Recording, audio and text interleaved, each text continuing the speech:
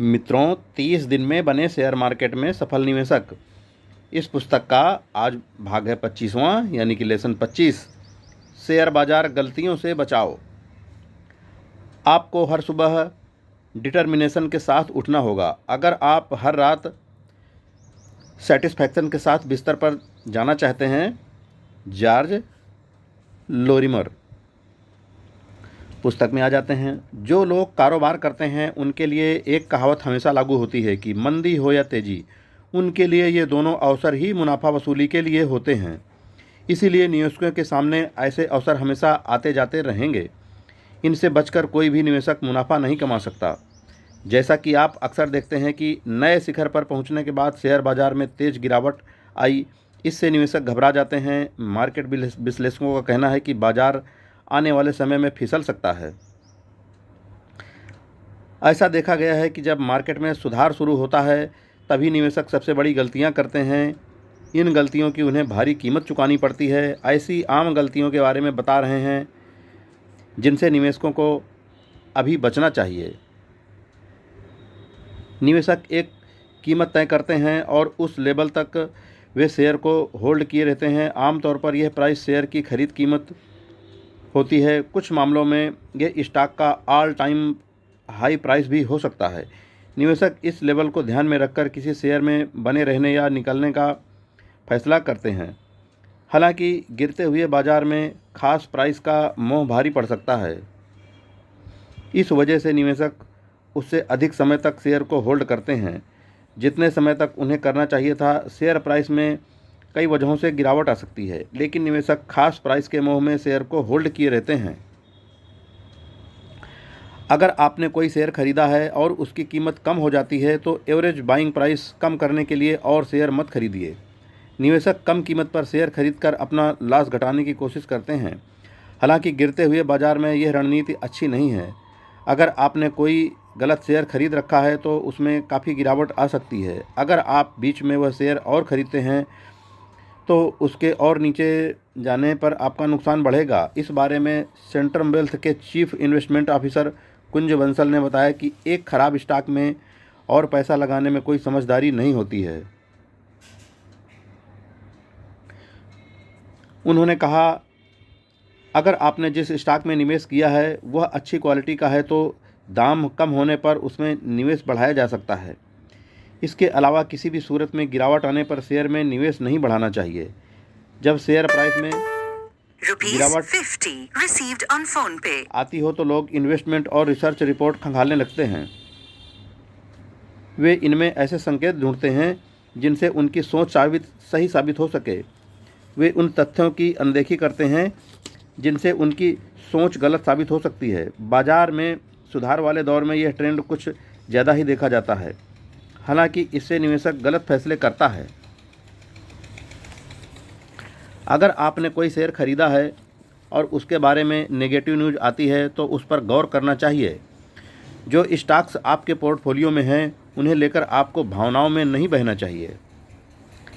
अगर किसी शेयर की कीमत 52 हफ्ते के लो लेवल पर पहुंच जाती है तो गिरते हुए बाजार में कुछ निवेशक वैल्यू इन्वेस्टमेंट करने लगते हैं। वे ऐसे शेयरों की तलाश करने लगते हैं जिनकी कीमत 52 हफ्ते के लो पर पहुंच गई है। उन्हें लगता है कि ऐसे शेयर में पहले ही गिरावट आ चुकी है, इसलिए उनमें निवेश करने पर अच्छा रिटर्न मिल सकता है। हालांकि इनमें से कुछ स्टॉक्स वैल्यू ट्रैप साबित हो सकते हैं। इस बारे में ओमनी साइंस कैपिटल के सीईओ विकास गुप्ता ने बताया, 52 हफ्ते का लो किसी स्टॉक को रिसर्च करने की वजह हो सकता है, लेकिन सिर्फ कीमत देखकर ऐसे शेयर में निवेश करना अच्छा नहीं होता। गिरते बाजार में कई ब्रोकर्स हाउस निवेशकों को लीवरेज पर दांव लगाने को कहते हैं। हालांकि इस प्रकार के दांव में नुकसान का खतरा अधिक होता है। ऐसे में अस्थिर बाजार में इस तरह के निवेश से जितना संभव हो सके बचा जाना चाहिए। पैसा उधार लेकर निवेश करना कोई खास समझदारी नहीं है।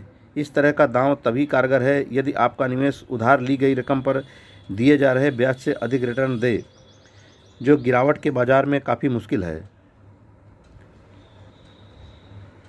इसके साथ ही आपको निवेश की समयावधि पर भी ध्यान देना होगा। मार्केट में एक बड़ी गिरावट निवेशकों के बीच अफरा तफरी मचाने के लिए काफ़ी होती है।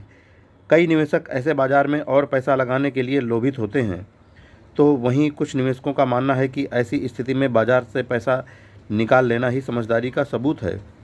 बाजार में सुधार के दौरान निवेशक अपनी योजनाओं को दरकिनार कर अक्सर देखा देखी वाला निवेश करते हैं।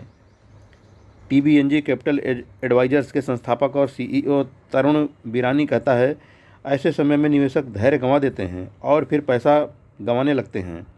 बेहतर होगा कि अपने लॉन्ग टर्म फाइनेंशियल गोल्स पर ध्यान दिया जाए। कई छोटे निवेशक बाजार में गिरावट आने पर अक्सर SIP रोक देते हैं। हालांकि सच तो यह है कि मंदी के बाजार में SIP के जरिए किए गए निवेश पर अधिक रिटर्न मिलने की संभावना होती है। बाजार में करेक्शन होने पर SIP की उसी रकम में आपको म्यूचुअल फंड्स की अधिक यूनिट मिलती हैं। इससे मार्केट में रिकवरी होने पर आपको अधिक रिटर्न मिलता है। SIP को करेक्शन होने पर अगर आप रोकते हैं तो इससे इसका मकसद ही पूरा नहीं होता। SIP में लंबे समय तक बाजार में बने रहना जरूरी है। म्यूचुअल फंड आपके जोखिम को कम करते हैं, मगर कई बार रिटेल निवेशक भी म्यूचुअल फंड की राह पर चलते हुए अपने पोर्टफोलियो में विविधता लाने की कोशिश करते हैं। कई निवेशक एक सेक्टर की कई कंपनियों में एक साथ निवेश करते हैं। इस तरह की गलती आपके पैसों को जोखिम में डालती है, साथ ही आपके पोर्टफोलियो को भी कमज़ोर करती है। पोर्टफोलियो में विविधता अच्छी बात है, मगर इसमें समझदारी दिखाने की ज़रूरत है। एक साथ कई नावों की सवारी आपको डुबो भी सकती है। अब आप समझ गए होंगे कि निवेशकों की समझदारी ही उनको जोखिम में भी मुनाफा कमा सकती है और थोड़ी सी लापरवाही भी उनका पैसा डुबो सकती है। इसलिए किसी भी प्रलोभन में पड़ने की बजाय तार्किक रूप से निवेश की प्लानिंग करें और सही समय पर सही फैसला लें।